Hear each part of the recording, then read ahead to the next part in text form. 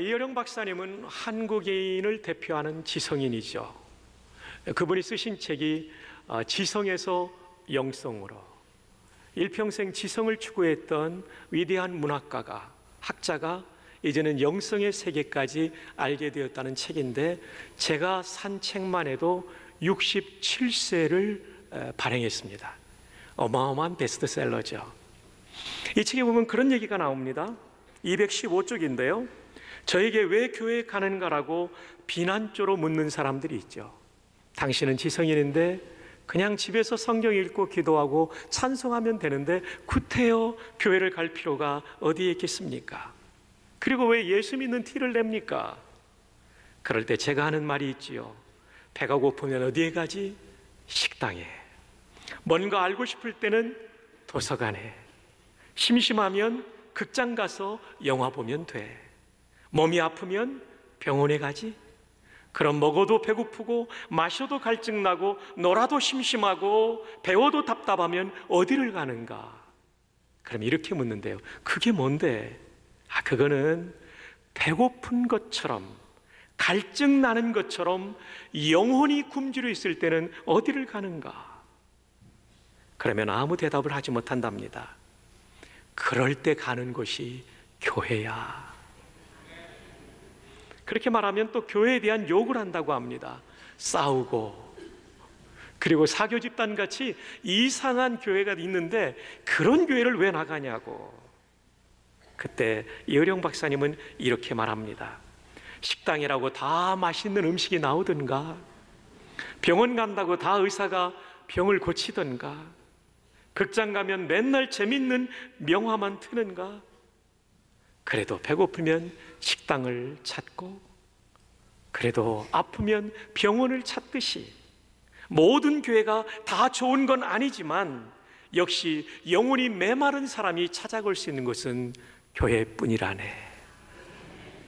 부패한 교회가 있다고 해서 교회를 가지 말라는 것은 병원의 의사가 한 번 오진하여 사람을 죽였더니 죽을 때까지 병원 가지 말라는 말과 같은 뜻이지.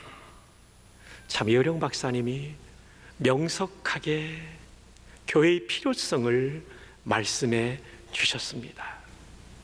지상의 교회는 완전하지 않습니다. 여러분이 앉아 계신 부존교회도 완전하지는 않습니다. 저도 불완전한 사람입니다. 그러나 다만 하나님께 세우신 그 목적, 영혼의 목마름을 해갈시켜주는 그 목적을 향해 부지런히 저희들은 노력할 것입니다. 제가 이 말씀을 준비하면서 31년 전에 그 모습이 기억나요. 여러분, 목마름을 풀어주는 해갈이란 이렇게 좋은 거예요. 먼저는요, 기분이 좋고요, 기쁘고요, 그 다음에는 힘이 나더라고요. 그날 그분들이 주신 물 한 바가지가 남아있는 행군의 여정을 감당할 수 있는 힘을 주셨어요. 근데 여러분 아십니까? 이런 물질적인 물뿐만 아니라 사람에게는 마음의 물이 필요하다는 사실을, 인생을 사노라 보면 마음이 지치고 마음이 목마를 때가 있다는 것이죠. 이때 예수님께서 주시는 생수를 마실 때 우리는 새 힘을 얻고 인생의 남은 코스를 걸어갈 수 있는 것입니다. 그래서 오늘 말씀의 제목이 해갈이 되는 것이죠. 오늘 성경에도 인생의 목마름을 가졌던 한 여인이 해갈된 이야기가 나오고 있습니다. 예수님은 의도적으로 이 여인을 찾아가셨습니다. 예수님의 출발지는 유대 땅 예루살렘이었고 목적지는 북쪽 갈릴리였습니다. 지도를 보시면 이스라엘 땅이 북쪽에서 남쪽으로 드리워져 있고 왼쪽 편은 지중해입니다. 그리고 사해가 있고 위쪽에 갈릴리 호수가 있고 그 호수를 연결 짓는 강이 요단강이 되겠습니다. 그리고 남쪽에 있는 지역을 유대 지방이라고 부르죠. 여기에 수도 예루살렘이 있고요. 그 윗지방을 사마리아 지방이라고 부르고요. 그 위에 마지막 지방을 갈릴리 지방이라고 부릅니다. 근데 남쪽인 유대 지방과 북쪽인 갈릴리 지방은 유대인들이 살고 있었어요. 근데 중간에 위치한 사마리아라고 하는 지방은 사마리아 사람들이 살았는데, 이 사람들은 본래 이스라엘 사람들이었는데 타민족과 혼혈이 되면서 신앙적으로도 혼잡하게 된 사람. 그래서 남쪽의 유대나 저 북쪽의 갈릴리에서 오가는 사람들은 이 사람들을 만나기를 꺼려했기 때문에 사마리아를 관통하는 루트를 선택하지 않아요. 힘들게 요단강을 건너 베레아를 지나 다시 요단강을 건너 갈릴리 지역으로 가곤 했습니다. 그래서 파란색 화살표의 이 루트가 루트 넘버 원입니다. 대부분의 사람들이 이 루트를 통해서 남북을 오갔습니다. 그런데 예수님은 루트 넘버 원을 택한 것이 아니라 루트 넘버 투, 넘버 투를 택합니다. 왜냐하면 예수님께서 목적하신 바가 있었기 때문입니다. 그 목적이 무엇이냐고 물으신다면 지금 말하지 않겠다고 말하고 싶습니다. 지금 말하면 싱겁기 때문입니다. 자, 예수님께서 이동하시는 경로를 성경을 통해서 확인해 볼까요? 요한복음 4장 3절, 유대를 떠나사 다시 갈릴리로 가실새 사마리아를 통과하여야 하겠는지라.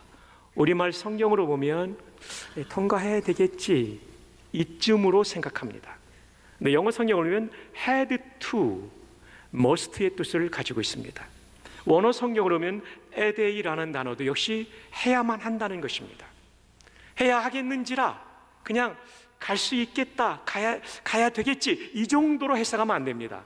예수님께서 사마리아를 반드시 통과하겠다는 의지를 가진 것으로 이 구절을 우리는 해석해야 되는 것이죠. 드디어 예수님께서 목적을 가지고 사마리아 지방으로 들어가십니다. 그리고 계속해서 걸어가는 동안 뜨거운 팔레스타인의 기후 속에 예수님은 피곤하셨습니다. 그래서 수가라는 도시에 이르렀을 때 예수님께서는 우물 곁에 앉으시죠. 피곤할 뿐만 아니라 목도 마르셨어요. 시간을 보니까 이 시간은 유대인의 시간으로 제6시인데 오늘의 시간으로 환산하려면 6시간을 더하면 되니까 정오 12시가 되었어요. 이 시간에는 유대인들은 집에 머물거나 그늘 밑에 거하지 물을 들어오는 사람이 없었어요. 그런데 이상하게도 사마리아 여인 한 사람이 우물가에 물동이를 들고 물을 들어오는 것입니다. 대부분의 여성들은 해가 뜨기 전 또는 해가 진 다음에 서늘한 시간에 두레박을 들고 그리고 물동이를 들고 물을 들어오는데 이 여인은 이 정오의 뙤약볕 아래 물을 들어온 것입니다. 왜 그랬을까요? 여인들이 많이 모여서 물을 뜨는 시간에 그 여인들을 만나다 보면 마음이 불편하기 때문이죠. 왜 불편했을까요? 그것을 이제 조금 있다가 말씀드리겠습니다. 이 여인을 만난 예수님은 여인에게 내게 물을 달라고 요청합니다.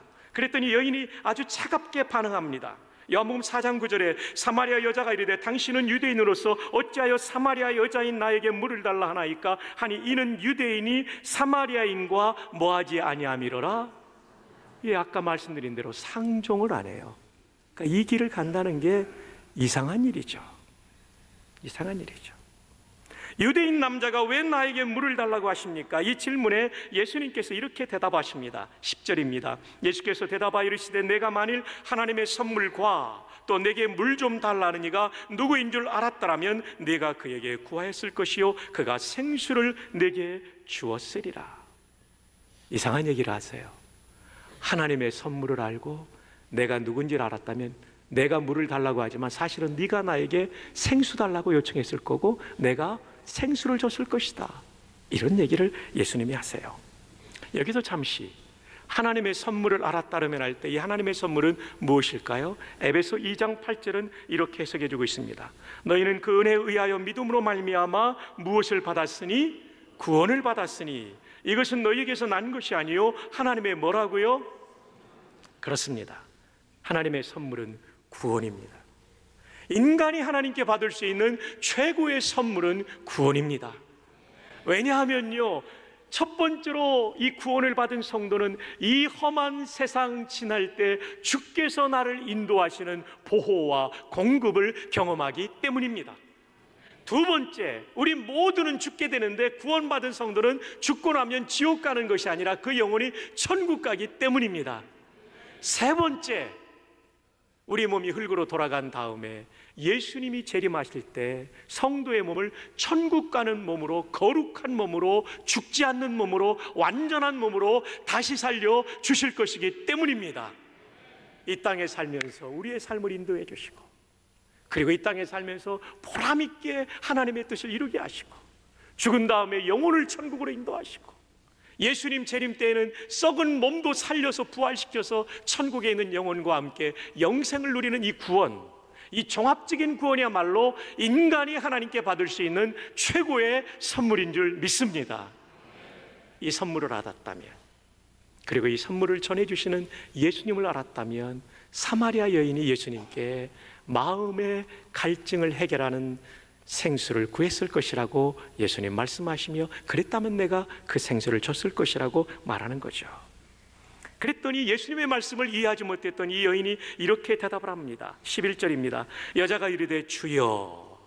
이때 주여라는 그리스 말은 큐리오스라는 말인데, 만물의 주인이신 하나님과 예수님을 가리킬 때도 쓰이지만 이 단어는 그냥 선생님이라는 뜻으로 쓰이는데, 여기서는 선생님이라는 뜻이죠. 그리고 영어 성경이 잘 번역했어요. Sir 이렇게 번역하고 있죠. 선생님한테는 물 기를 그릇도 없고 이 두레박도 없고 이 우물은 깊은데 어디서 당신이 그 생수를 얻겠습니까? 예수님이 말하는 생수의 의미를 몰랐던 거죠.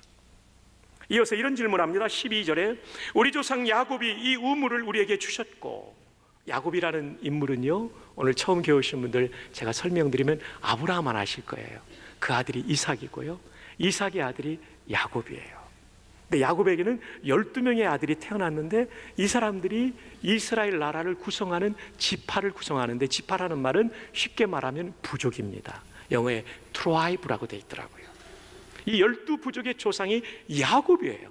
그러니까 이스라엘 사람들은, 그리고 사마리아 사람들까지도 본래 조상은 야곱이니까 굉장한 인물로 생각하고 있는 거죠.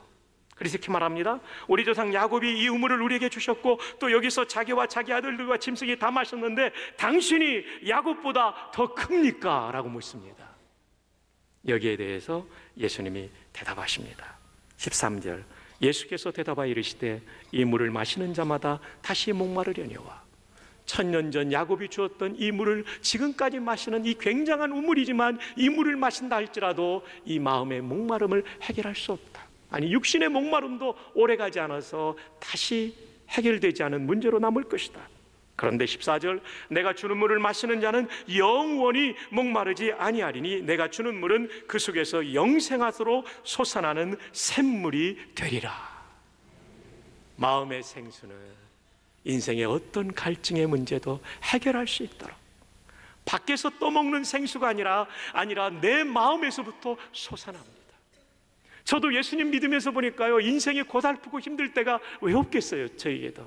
그런데요, 제가 찬송하고 기도하고 성경을 읽을 때마다, 예배를 드릴 때마다 주시는 마음의 생수가 저의 고난을 이기게 하더라고요. 저의 인생의 목마름을 해결해 주더라고요. 맞습니다. 예수님은 야곱보다 크신 분입니다. 야곱이 할 수 없는 일을 하셨습니다. 왜냐하면 그분은 혈통적으로는 야곱의 후손이지만 그분은 실제적으로는 야곱을 지으신 하나님이시기 때문입니다. 그분 앞에 나올 때 우리의 인생의 해갈이 시작되는 것이죠. 그러자 여자가 요청을 합니다. 15절에 여자가 이르되 주여 그런 물을 내게 주사 목마르지도 않고 또 여기 물 기르러 오지도 않게 하옵소서. 생수를 달라고 하는데 이 우물에 물 기르러 오지 않도록 해달라고 하는 걸 보니까 물질적인 물과 영적인 물을 아직도 분간하지 못하고 있는 거예요. 그러자 예수님이 이 여인의 생각을 완전히 바꾸는 질문을 던지십니다. 예수님과 대화를 하던 사마리아 여인은 깜짝 놀랐습니다. 내가 어떻게 5명의 남자와 살다가 이혼했다는 사실을 아시는가? 지금 있는 남편도 정식 결혼을 치르지 않고 내가 동거하고 있다는 사실을 어떻게 안다는 말인가? 지금은 정보와 세대이기 때문에 얼마든지 물어볼 수 있는, 확인할 수 있는 시스템이 있지만 2000년 전에 사마리아 땅에는 그런 것이 없는데 내가 숨기고 싶은 과거, 꽁꽁 숨기고 있던 이 과거를 어떻게 안단 말인가? 저분은 하나님의 지혜로 이것을 알았겠지. 선지자이십니까? 묻습니다. 네, 대화를 이어가면서 선지자를 넘어서는 메시아 구주라는 사실을 믿게 되죠. 25절을 볼까요? 여자가 이르되 메시아 곧 그리스도라 하느니가 오실 줄을 내가 아노니 그가 오시면 모든 것을 우리에게 알려주시리이다. 메시아는 히브리 말입니다. 이스라엘 말입니다. 그리고 그리스도는 그리스 말 헬라어입니다. 우리말로 번역하면 구세주, 구주입니다. 여인이 말합니다. 구주가 오시면 모든 것을 알려주실 것입니다. 구원의 길을 알려주시고 참된 예배를 알려주실 것입니다. 이때 예수님께서 이렇게 말씀하십니다. 26절입니까? 예수께서 이르시되 내게 말하는 내가 그라, 내가 메시아다. 여인이 메시아를 눈앞에서 만난 거예요. 그리고 이 여인의 반응이 28절에 나옵니다. 여자가 물동이를 버려두고 더 이상 물 깃는 일에 관심이 없어졌어요. 이 물보다 더 중요한 내 영혼의 갈급함, 내 인생의 목마름이 해갈되었기 때문입니다. 동네로 들어갑니다. 그리고 누구에게 이르렀다고 말합니까? 사람들에게 이르러가 아니라 이르되죠. 그죠? 말했다는 거죠. 조금 전까지만 해도 대인기피증에 빠졌던 여인, 조금 전까지만 해도 우울증의 포로가 되었던 여인이 자기 발로 걸어 들어가 동네 사람들에게 말하기 시작합니다. 이 여인의 기피증과 이 여인의 우울증은 치료된 줄로 믿습니다. 예수님 때문입니다. 예수님 만나면 이 일이 가능해요. 오늘 오신 여러분, 예수님 만나면 가능합니다. 예수님 어떻게 만나냐면 그때는 얼굴과 얼굴로 만났다면 지금은 이 말씀을 들으면서 영적으로 만나는 것입니다. 예수님 만날 때 가장 큰 복은 영생인데요, 두 번째 복은 이런 치유와 회복이 나타납니다. 여러분이 알만한 증거를 제가 대드리겠습니다. 제가 연초에 읽은 책 중에 가장 인상에 남는 책은 바로 이 책입니다. 조슈아 셸던이 쓴 링컨의 조슈아 생크가 쓴 링컨의 우울증이라는 책입니다. 478쪽이니까 거의 500쪽입니다. 그리고 이 책은 소설이 아닙니다. 이 책은 풍부한 참고 문헌을 가지고 있어요. 빽빽한 참고 문헌, 사실에 근거한 책이에요. 링컨이 우울증을 앓았습니다. 책 제목이 링컨스 멜랑콜리입니다. 우울증이에요. 우울증이 디프레션이라고도 하고 멜랑콜리라고도 하죠. 그는 태어날 때부터 우울질의 기질을 가졌어요. 저는 좀 다혈질이고 점액질이에요. 저는 좀 활발하죠. 근데 우울질 사람들은 깊이 생각합니다. 이분들이 깊은 사상가나 이분들이 예술가가 많이 나오는 게 그래서 그렇습니다. 자, 링컨이 우울질을 가지고 태어났어요. 게다가 가까운 사람들이 너무나 많이 죽었어요. 사랑하는 동생이 어린 나이에 죽었습니다. 사랑하는 어머니가 어머니 나이 35살에 죽었어요. 링컨이 어릴 때. 어머니가 떠난 다음에 링컨을 어머니처럼 돌보던 누나가 결혼을 했는데 시집가서 유산하고 후유증으로 죽습니다. 어머니 역할을 대신하던 누나가 죽은 다음에 사랑에 빠졌던 여인이 있었는데 그 여인의 이름이 앤 루틀리지입니다. 그래서 지금 미국의 열차 가운데 루트리지라는 열차도 있대요. 네, SRT 기장님 루트리지라는 열차가 있답니다. 이 기장님 이름이 송상원 기장님입니다. 동네부사 송상원. 네, 저는 동네부사 송상원 어른을 좋아합니다. 일본의 그 적장이 고니시 유키나가가 전직전이 부전직 가도 싸우려면 싸우고 안 싸우려면 길을 비켜줘라. 이때 송상원 부사가 이런 얘기를 했습니다. 전사의 가도난, 전사하는 건 쉽지만 길을 열어주는 건 어렵다. 그래서 그분이 이 동네에서 순국하셨습니다. 이 얘기가 어디 나오냐면 동네여 청사에 들어가면 나옵니다.